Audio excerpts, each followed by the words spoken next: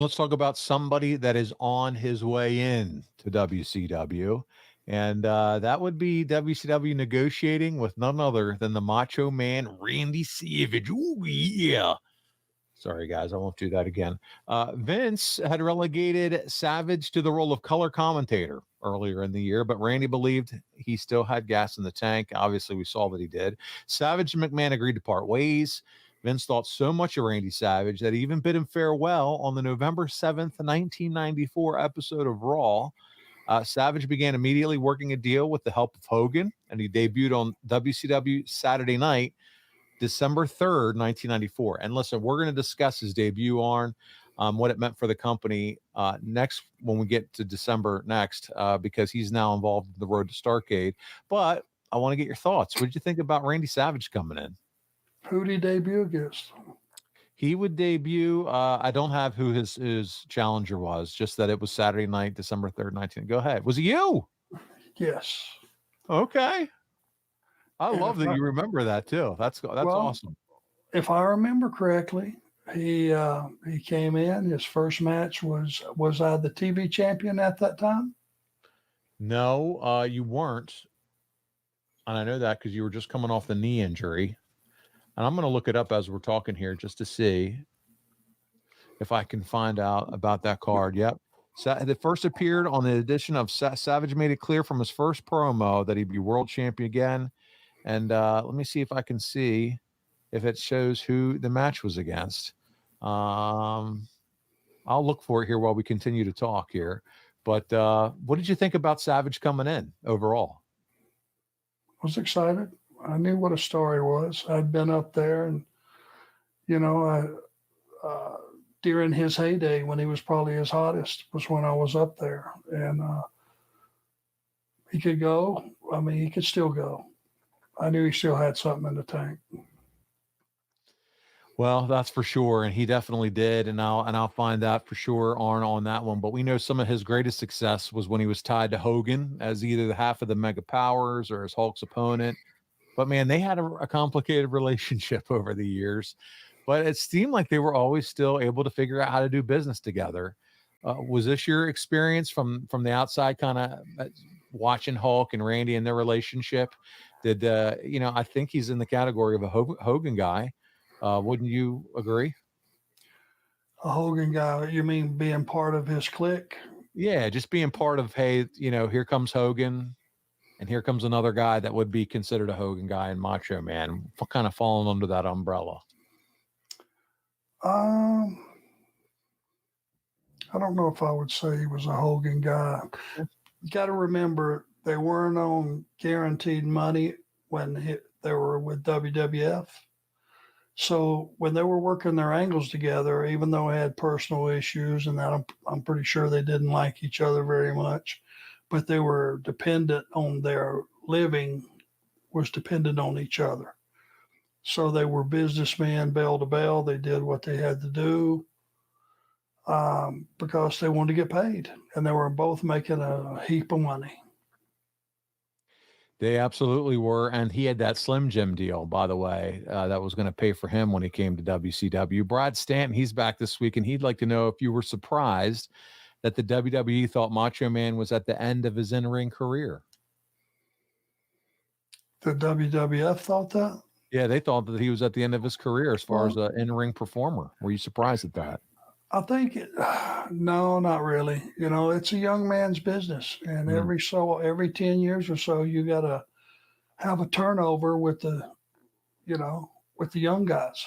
You just have to. You have to keep feeding the business, and I could see Vince, looking at Randy because once you've seen something the same shtick, same act for 4 or 5 years, unless you're really something over the top special, you know, people move to the younger guys. They just want that evolution of the business. Technically, Arn, you had Randy Savage's first match, but the main event of Clash of Champions takes place 3 days before they actually air your match from on WCW Saturday night.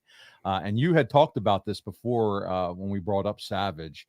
And but you were right. You were the first person to really wrestle him that would end up on it was a televised match. It just was would be played later past after Clash of Champions. So there you go. He defeats you with a flying elbow smash, but did so after the 10-minute mark, which was the time limit for the championship matches at that point. Therefore, you lost the match, but not the TV title.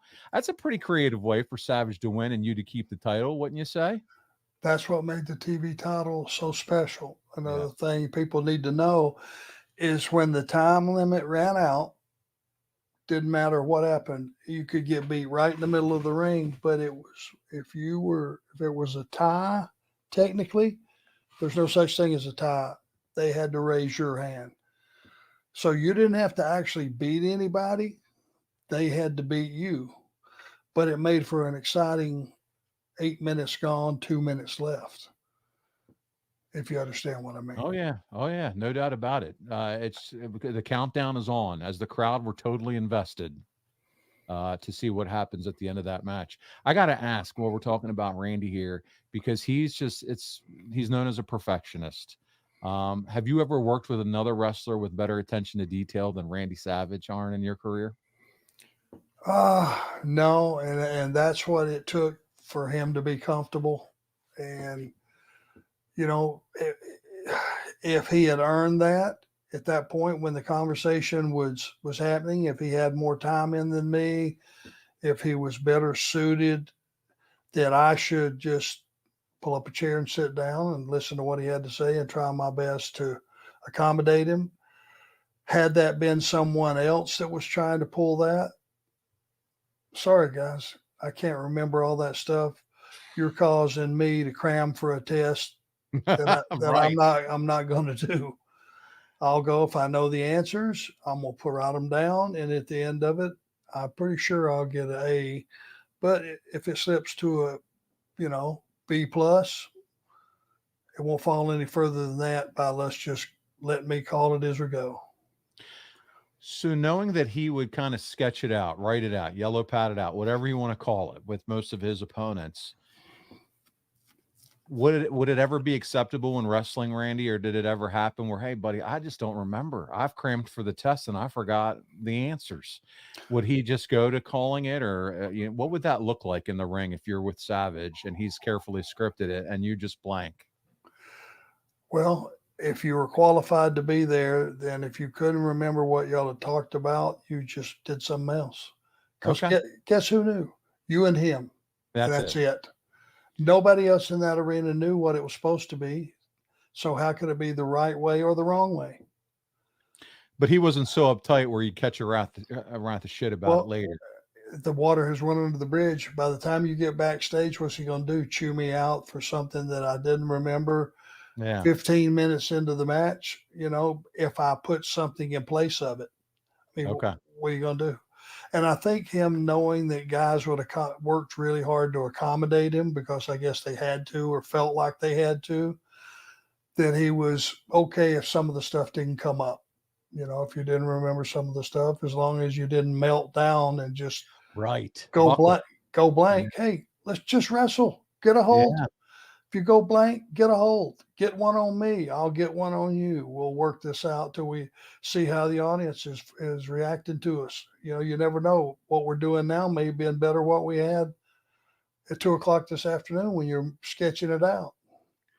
Yeah, I mean, as many guys as Randy Savage had to wrestle in his career, there is no doubt in my mind there were a lot over the years that just kind of blanked out. Of course but it's how professional or how good were they at then keeping it going and keeping the flow going, right? And not melting down, to your point, and just being able to continue on with the match. So if you didn't have enough stuff on your tool belt to just fill in the blanks, you probably shouldn't have been in that match. Been there. There you go. That's it.